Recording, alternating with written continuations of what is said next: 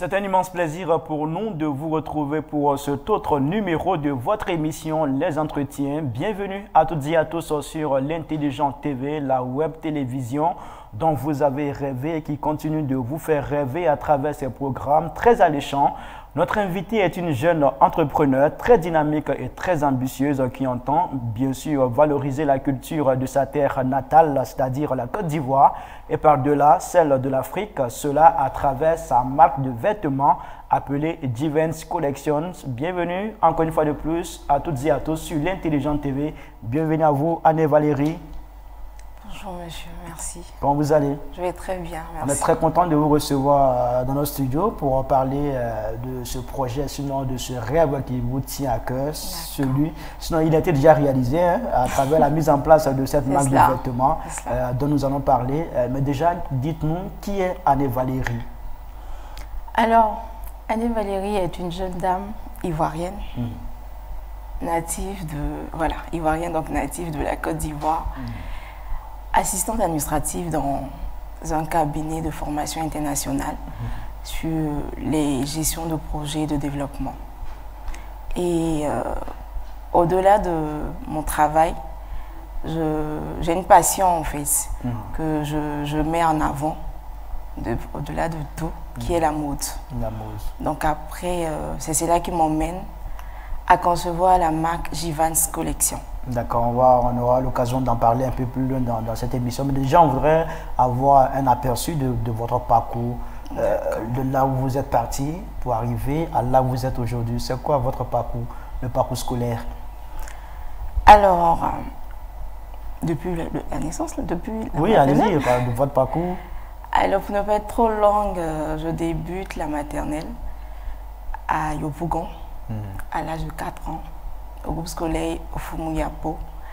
De la maternelle, je me retrouve à l'école Notre-Dame du Plateau pour tout mon cursus scolaire, primaire, si je peux le dire. Ensuite, je suis orientée au CSP du Plateau, pour la classe de 6e, d'où je passe, je fais de la 6e à la 4e.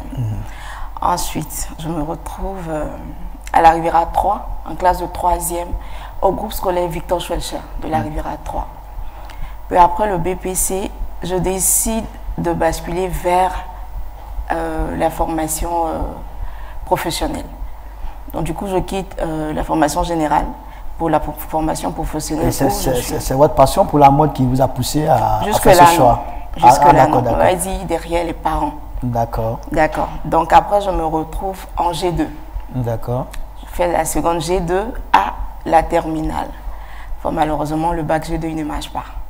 Donc après, je me réinscris en BT, qui est l'équivalent du bac, mais toujours en comptabilité. BT comptabilité, où j'ai le BT avec succès. Juste après, je me dis, bon, là, franchement, j'ai fini tout ce cursus-là. Je veux rentrer maintenant dans mon domaine, en fait. Ce pourquoi j'aspire être une grande dame demain dans la mode. Du coup, je bascule vers le marketing. Parce que pour moi, c'était évident, c'est normal déjà d'avoir des bases en marketing avant de pouvoir parler de ma passion, avant de pouvoir être chef d'entreprise. C'est quoi le lien entre le marketing et la mode?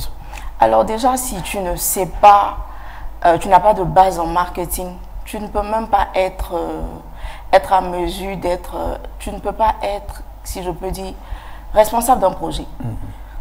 Comment passer de la base, comment vendre ton produit?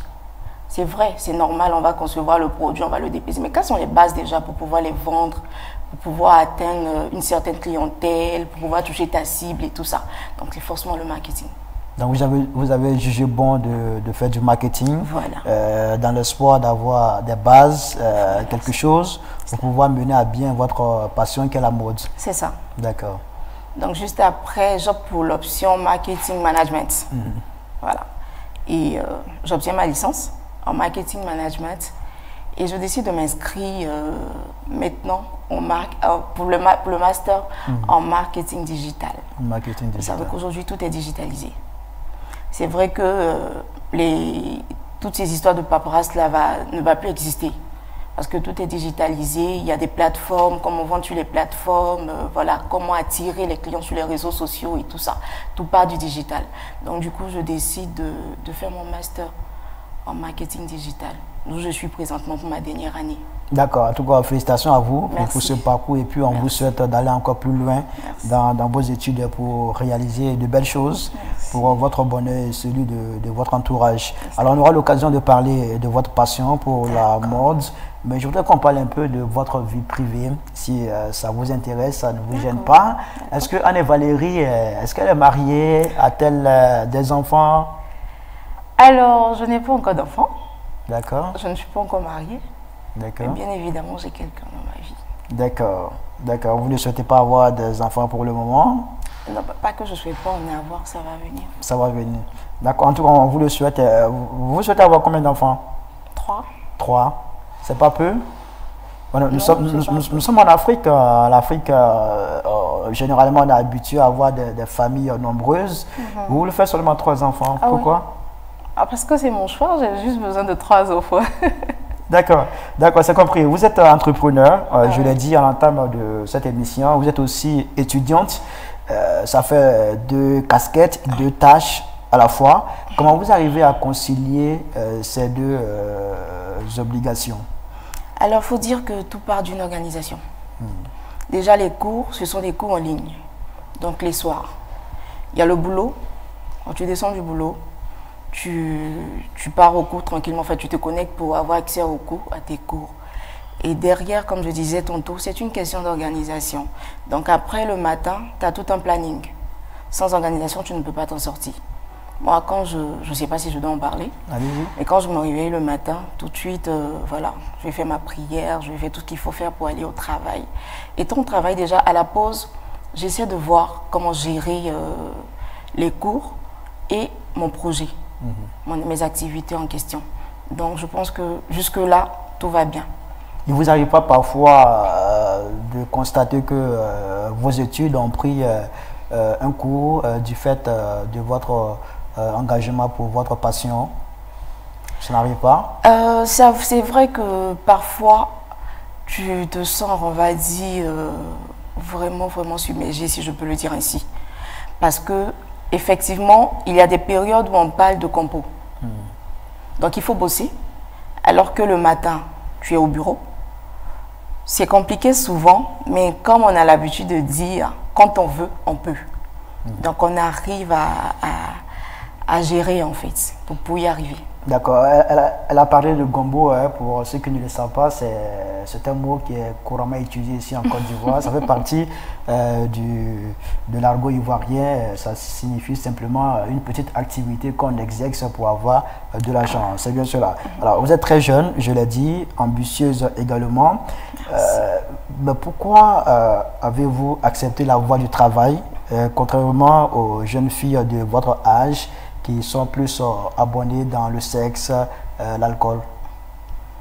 Alors déjà, tout part de l'éducation, tout part des vertus qu'on veut avoir. Moi déjà, dès le bas âge, mes parents m'ont appris à travailler. Donc on va dire que même depuis, comme je disais déjà, la classe de 3e, je me rappelle que pendant les vacances une année, j'ai dit à maman, maman, il faut... Est-ce que tu peux acheter des affaires qu'on va vendre? Donc moi déjà, tout part de l'éducation. J'ai reçu une éducation qui ne me permet pas de virer vers, je vais dire, des choses qui ne sont pas catholiques, si je peux dire ça comme ça. Donc pour moi, le travail, c'est... Déjà, avec le travail, j'arrive à m'occuper. Parce que c'est quand tu n'as pas d'occupation que tu vis vers certaines choses qui sont vraiment pas légales. Donc j'arrive à m'occuper avec le travail. Et puis, on va dire, comme j'ai pour habitude de dire à mes soeurs, ça me fait du bien.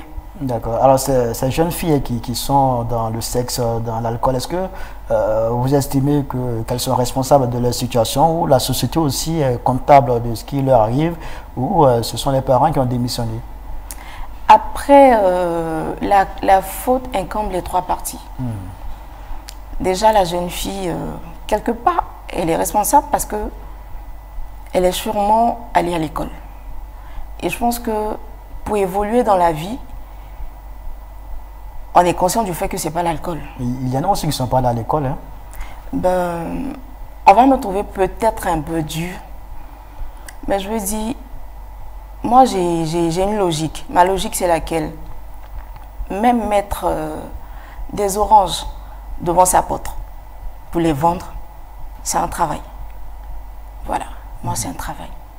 Du coup, si tu me dis tout de suite de venir vendre des oranges, je vais le faire.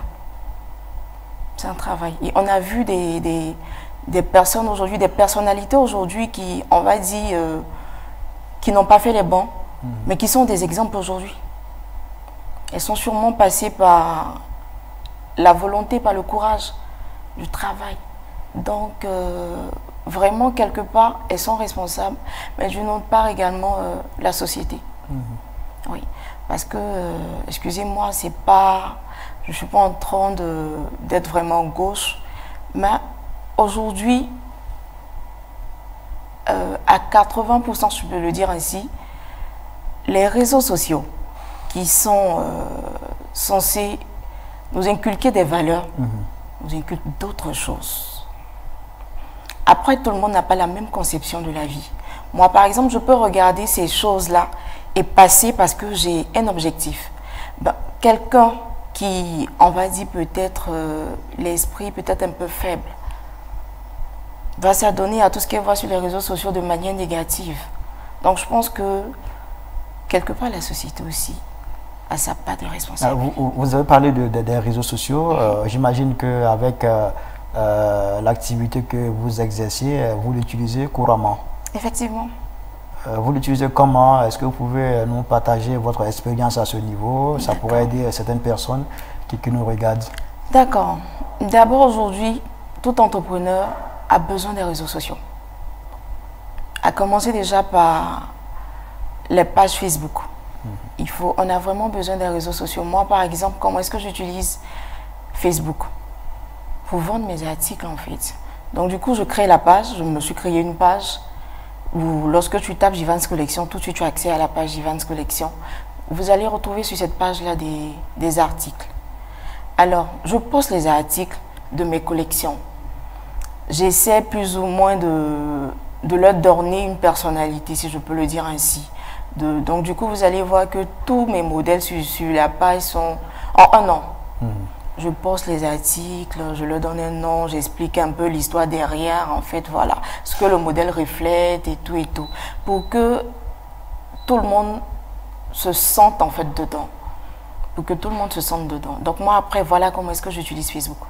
Alors, vous êtes en train de nous dire qu'au lieu d'utiliser les réseaux sociaux pour des choses qui ne vont pas nous rapporter beaucoup de choses, il faut plutôt l'utiliser autrement, à bon escient, en exerçant son activité avec ces réseaux sociaux pour espérer avoir beaucoup d'argent comme vous. Est-ce que vous êtes riche? Je ne dirais pas que je suis riche. Je ne dirais pas que je suis riche. Je viens à peine de commencer. Comme on le dit dans notre jargon, je suis encore un bébé devant toutes ces grandes personnes de la mode, en fait. Est-ce que vous avez un modèle dans ce milieu-là? Ouais, plusieurs même d'ailleurs. Est-ce qu'on peut avoir des noms? Plusieurs même d'ailleurs. Il y a quelqu'un qui me fascine beaucoup avec sa manière de travailler simple, mais vraiment, vraiment, vraiment adapté à tous. Gilles Touré. Gilles Touré. Oui. Chez lui, c'est pas compliqué. Vous allez retrouver des tenues vraiment relax, adaptées à tous. Vous le trouvez comme le meilleur styliste en ce moment en Côte d'Ivoire? Bon, là, c'est une question vraiment... C'est une colle? Franchement, j'aimerais pas répondre. Franchement, désolée, mais je dis que ils sont tous bons. D'accord. Ils sont tous bons. Mais je veux dire,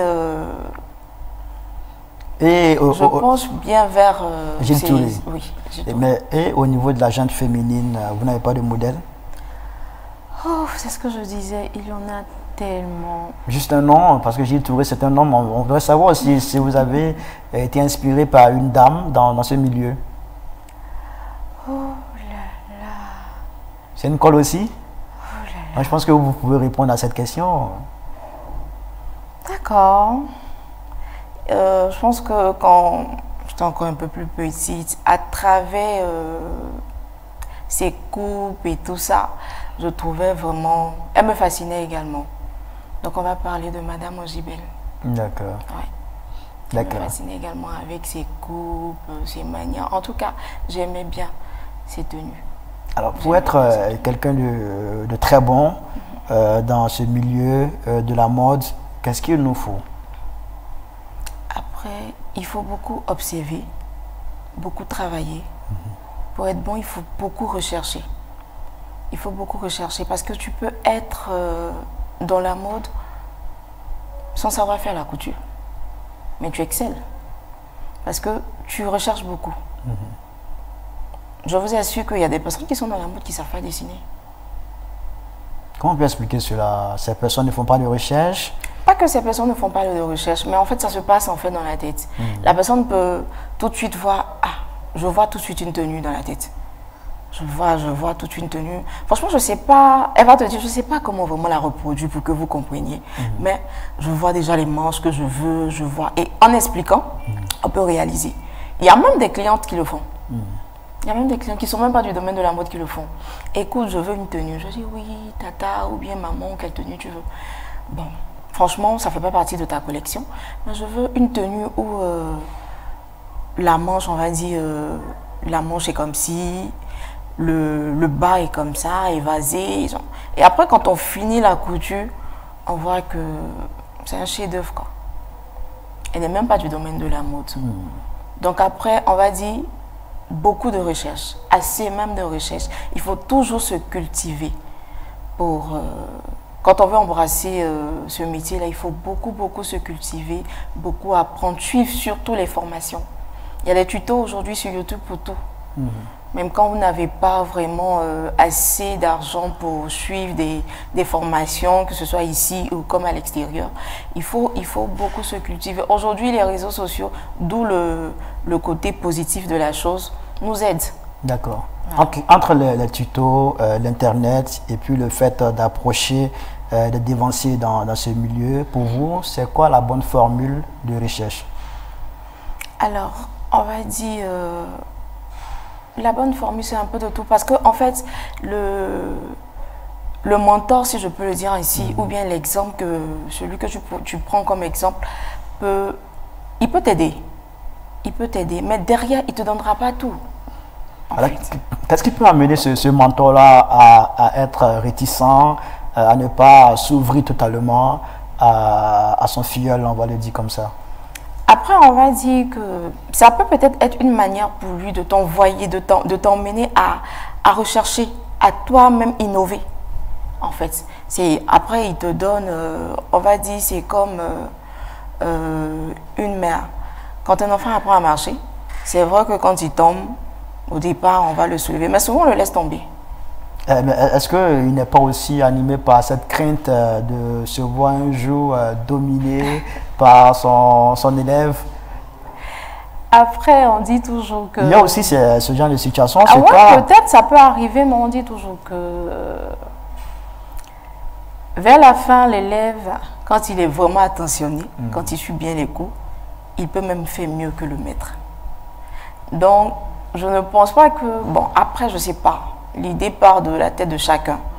Mais je veux dire, moi perso, si aujourd'hui j'ai l'occasion de m'entretenir avec Gilles Touré, je pense que je vais vraiment écouter ce qu'il va me dire, même si il ne va pas tout me donner, je ne sais pas. Je vais vraiment écouter et puis continuer mes recherches après tout ce qu'il m'aura donné comme conseil. Alors, si aujourd'hui vous avez la possibilité d'être en face de M. Gilles Touré, qu'est-ce que vous allez lui demander concrètement dans ce milieu-là pour être encore plus parfaite dans vos collections?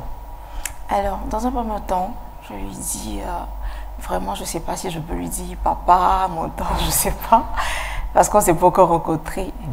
Déjà, dans un premier temps, le demander quelles sont les bases, les topos, je peux le dire ainsi, les topos, pour pouvoir vraiment maintenir son cap dans ce domaine. Mais on imagine que vous avez déjà les topos, puisque vous avez créé votre première marque de vêtements qu'on appelle Divens Collection. Vous avez déjà les topos, non? On peut le dire comme ça. Après, je vais dire, comme je le dis, comme j'ai pour habitude de dire à mon entourage, je suis encore petite. Hein. D'accord. Je suis encore petite, donc j'ai toujours besoin de... Il y a forcément quelque chose qui va me donner que j'ignorais. Vous souhaitez le rencontrer un jour? Bien sûr. Allez-y, lancez l'appel, c'est l'occasion. Bien sûr. Ouais, effectivement, je souhaite le rencontrer parce que c'est quelqu'un déjà pour qui j'ai de l'estime. Vraiment, avec ses collections... on va dire, il allie l'élégance et la simplicité. Et moi, c'est quelque chose déjà qui me fascine. C'est vrai que je vais, de temps en temps, me procurer des chemises dans sa boutique aux Deux Plateaux, mais je ne l'ai jamais rencontré. D'accord. Alors, je précise que nous sommes avec Anne Valérie. Elle est entrepreneur, responsable, propriétaire de la marque de vêtements Divans Collection. On va en parler justement. Dites-nous, quelle est l'histoire qui se cache derrière cette marque de vêtements? Alors, l'histoire qui se cache derrière cette marque de vêtements, je vais dire la particularité, c'est la valorisation de la culture africaine, en particulier ivoirienne. Pourquoi vouloir valoriser la culture africaine, la culture ivoirienne? Est-ce que vous trouvez ces cultures-là dans le mépris en ce moment? Je ne dirais pas dans le mépris, mais je dirais que on ne met pas en avant. Il y a des personnes qui le font, hein. Moi je ne dirais pas, voilà. Mais je veux dire, on ne met pas notre culture en avant. C'est ce que je constate. C'est quoi? C'est un complexe de la part des Africains, des Ivoiriens? Après, je ne parlerai pas de complexe. Je dirais peut-être que nous n'avons pas encore cette habitude-là. Peut-être, je dirais ça comme ça, nous n'avons pas encore cette habitude-là de mettre de valoriser en fait peut-être, valoriser c'est un peu trop dit parce qu'on le fait déjà, de mettre en avant notre culture. C'est vrai que nous sommes vraiment reconnus à l'extérieur par le pagne, le wax. Ça après tu iras en Europe et tout ça, tu vas voir le wax et tout ça. Mais on va dire les produits même de nos différentes régions ne sont pas, en tout cas perso pour moi, ne sont pas encore mis en avant. Est-ce que vous pensez vraiment avoir toutes les armes qu'il faut pour changer cette habitude des Ivoiriens, des Africains qui pour vous ne mettent pas trop en avant leur culture? Alors oui, je pense. Je pense parce que... Vous comptez sur Divans Collection? Oui, sur Divans Collection, tout doucement, pour y arriver, pour changer l'habitude, on va dire, de mes frères ivoiriens, si je peux le dire ainsi, et tout ça des Ivoiriens, à travers mes vêtements. Parce qu'à la base, il faut le dire, c'est vrai que si vous allez tout de suite sur ma page, tous les vêtements ne sont pas en pagne de nos régions. Vous allez voir des vêtements en tissu et tout ça. Et après, je me suis dit, prendre des tissus, des t-shirts et tout ça, pourquoi ne pas valoriser même ma culture? Et l'idée m'est vraiment venue lors de mes vacances.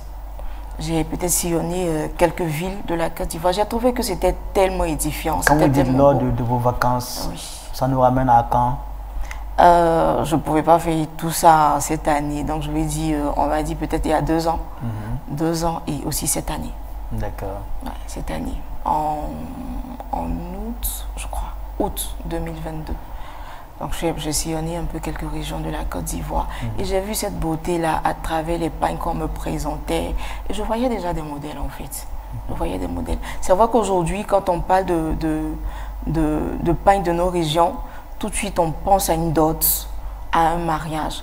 Mais on peut porter cette tenue-là, même en veste, pour aller au bureau. C'est l'une de vos tenues que vous portez là? Effectivement. Avec du pagne tissé baoulé. Du pagne tissé baoulé. On retrouve aussi des pagnes d'autres régions, oui. Du nord de la Côte d'Ivoire, oui. De l'est de la Côte d'Ivoire. Vous allez retrouver les pagnes du nord, vous allez retrouver les pagnes de l'ouest, dont les pagnes Yakuba. Dans la prochaine collection qui est en train de se faire, dans la nouvelle collection, parce que d'ailleurs, ça, c'est une robe de la nouvelle collection. Voilà, vous allez retrouver tous ces mélanges-là dans la nouvelle collection, tout en faisant également un clin d'œil à nos frères du Burkina Faso à travers le Cocodunda et le Danfani. On retrouve ça aussi chez vous? Effectivement. D'accord. Comme je le disais, la culture africaine, c'est ça. Ne pas oublier mes frères de la sous-région. C'est ça. Donc là, vous parlez de la prochaine collection. Oui, la nouvelle collection qui est en train de se D'accord. mettre en place. Est-ce que vous pouvez nous en parler un peu? Alors, dans cette collection, vous retrouverez des robes simples. On va dire, comme mes mamans aiment à le dire, des robes passe-partout. Vous allez retrouver des robes, vous allez retrouver des vestons. En tout cas, vous allez retrouver des tenues à base de pagnes de genoux qui font sortie. Qui font sortie, en tout cas, qui peuvent se porter un peu partout. D'accord. Et dans un futur très proche, vous comptez ouvrir un showroom. Parlez-nous de ce projet. Alors, comme tout entrepreneur, on commence en ligne et on a pour objectif de faire grandir en fait l'entreprise, de faire grandir le projet. Et je prévois ouvrir un showroom dans quelques mois. Dans quelques mois. Donc on va dire, nous sommes déjà en 2022, donc on va parler de 2023, grâce à Dieu. Un showroom qui aura une particularité, en fait, si je peux dire ainsi.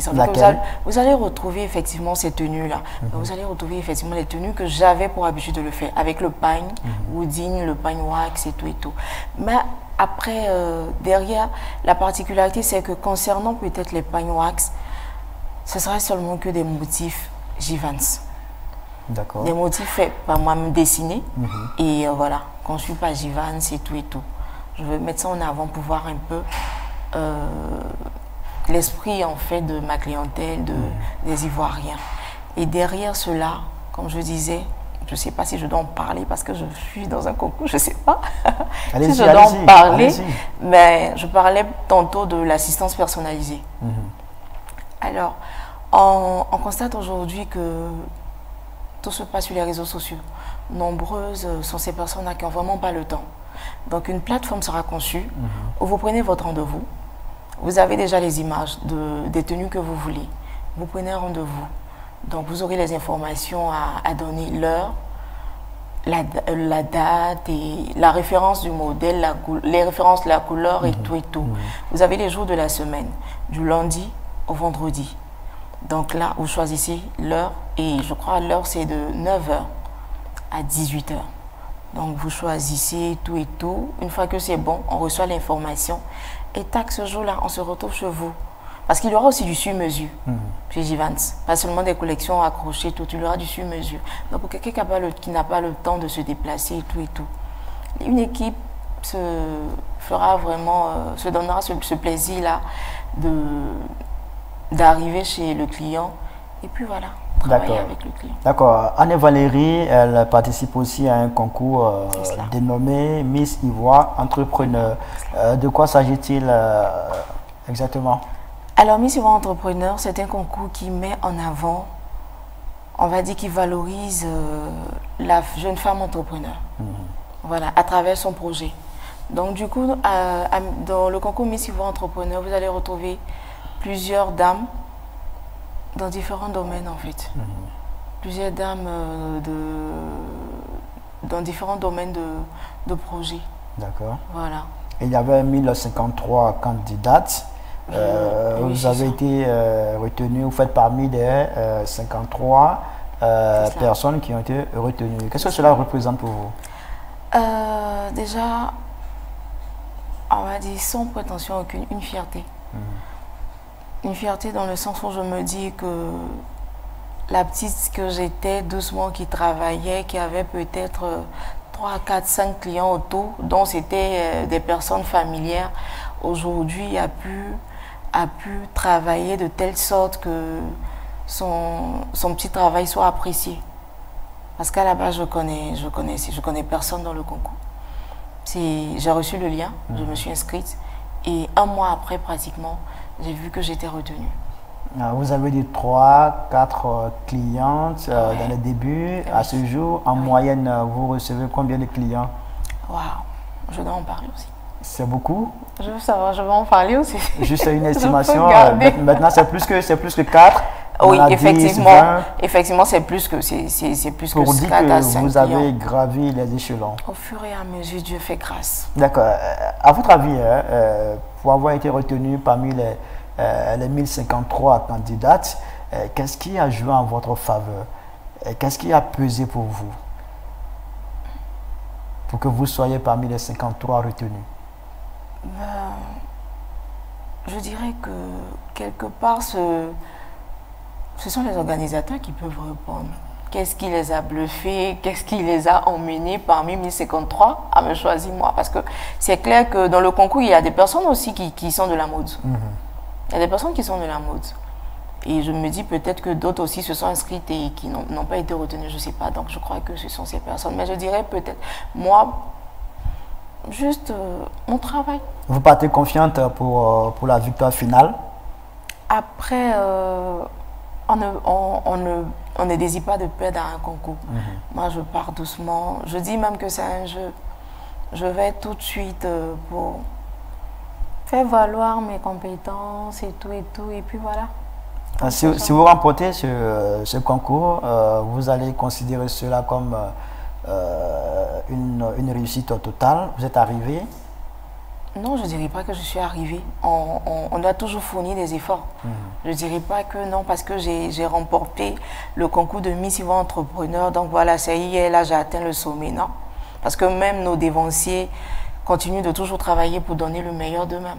Donc je ne dirais pas cela. D'accord. Anne-Valérie, nous sommes à la fin de cet entretien. On vous donne l'occasion de donner votre mot de la fin. Qu'est-ce qu'on doit retenir de Anne-Valérie? Qu'est-ce qu'on doit retenir de votre collection? Alors, on doit juste retenir que Valérie Anné est une jeune femme entrepreneur dans le domaine de la mode qui veut plus ou moins valoriser sa culture à travers ses collections. En tout cas, merci. On vous dit merci d'avoir effectué le déplacement ici à l'Intelligent TV pour nous parler de votre ambition, votre passion pour la mode. On vous souhaite plein succès dans vos activités. Merci. Et puis, l'équipe de l'Intelligent TV attend sa tenue, ses vêtements avec les pagnes de nos différentes régions. En tout cas, on vous souhaite beaucoup de chance, beaucoup de succès. Merci infiniment. Merci à toutes et à tous d'avoir suivi cet entretien avec Anne-Valérie. On se donne rendez-vous très bientôt pour une autre édition. D'ici là, portez-vous bien. À très bientôt. Au revoir.